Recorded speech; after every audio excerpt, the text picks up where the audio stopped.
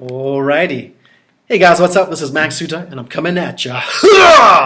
Alright, listen up guys. This video is useful to you if you are somebody who is selling or thinking about selling expensive stuff. You know yourself. If you're selling expensive stuff or you're dealing with a premium product or service, or maybe you're just tired of hearing objections to your price point, this video is going to be useful to you. Now, if you know somebody in that situation, go ahead, tag them down below, tell them to come join us for 5 minutes because I'm going to share with you three important tips on how to do effective social media marketing, effective digital marketing for expensive stuff. I'm talking about Facebook, LinkedIn, Instagram. How do you use those tools to sell expensive stuff?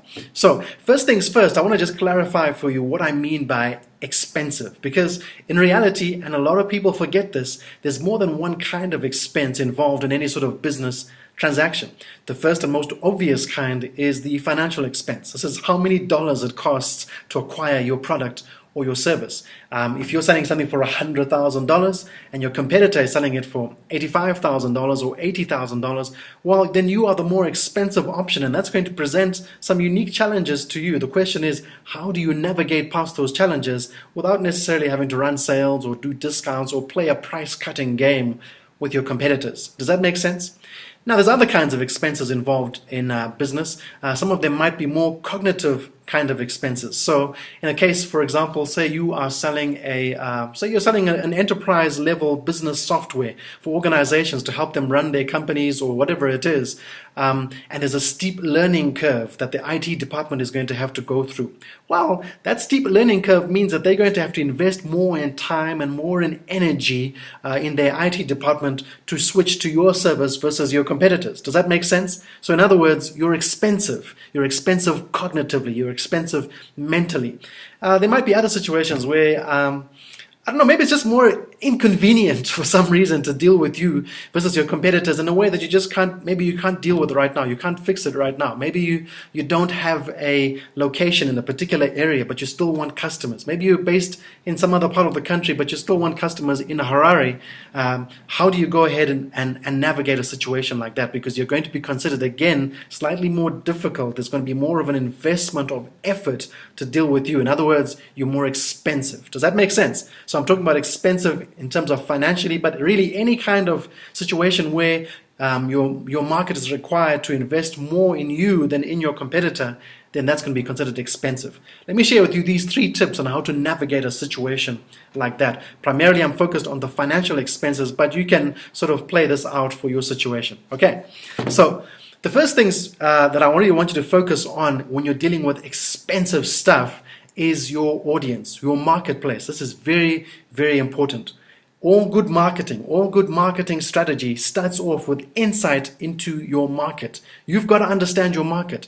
So many times I see people making the assumption that I understand my market. I've been in this business for 5 years, 10 years. I know who these people are. No, but you don't. Sometimes it's worth asking the questions. In fact, it's worth asking too many questions. Go ahead and ask the obvious questions. Ask questions you think you already know the answers to and find out exactly who these people are. Remember that when you're selling premium stuff, you're not selling to the masses. You're selling to maybe the top 5%, maybe even the top 1% of people economically. So it's important that you understand who these people really are, because once you understand who they are, that's going to equip you to create effective messaging that's really going to resonate with them, and it's going to move them towards a sale.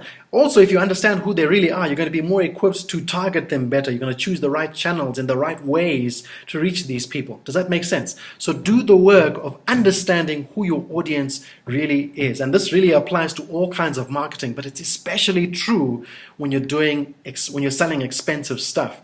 Online, this is a lot easier to do because there's all kinds of things that you can create to help you do this sort of things. There's Google Alerts, and there's research tools. You can create surveys, and there's all kinds of mechanisms that you can use, leverage the technology to find out who your audience actually is. But again, do the work Don't assume that you know who they are.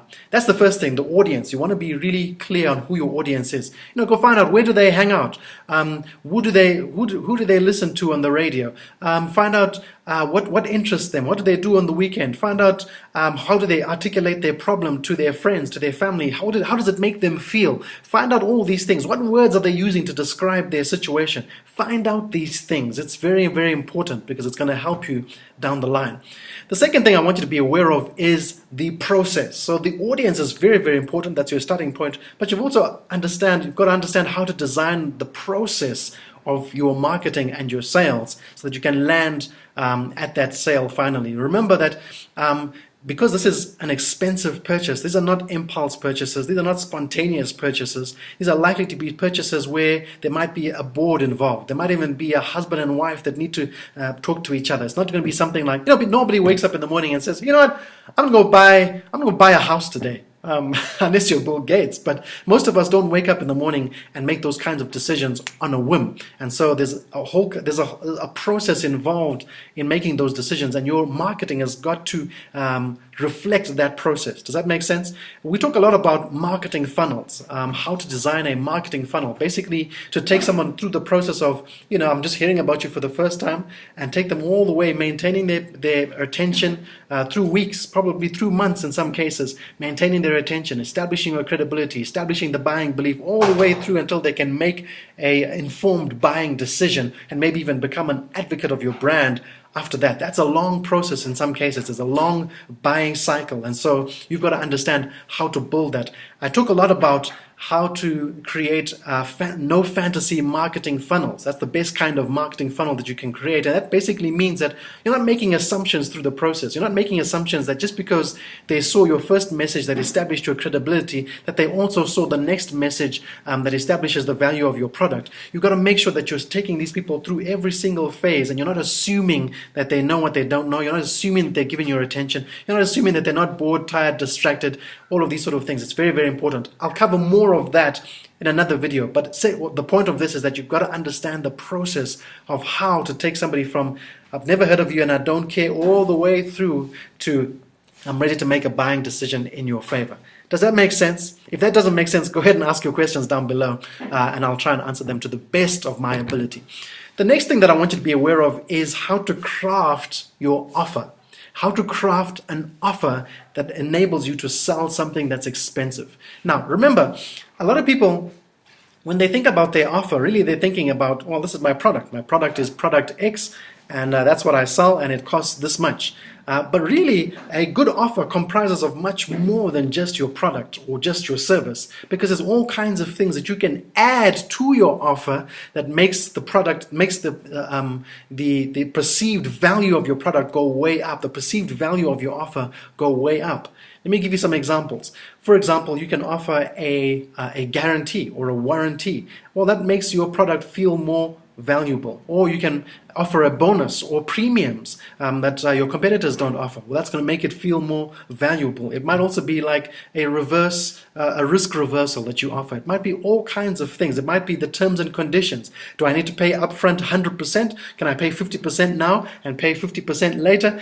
All of those things have a massive, massive impact on the success of your offer. But the way that you craft this offer is so, so important. And so that's what I want you to think about. How do you craft your offer in such a way that it makes the perceived value of your product go way up, way, way, way, way up until it feels so much more valuable than the money that you're offering, money that you're asking for. Does that make sense? So those are three things. Number one is your audience. You've got to understand who your audience is, and online you've got a massive advantage in understanding how that works. Number two, you've got to understand your process. Again, online you're able to create digital marketing funnels that enable you to take these people through the process in a very efficient and effective way. And then number three, you've got to be able to create this offer that really raises the value, the perceived value of your product or your service.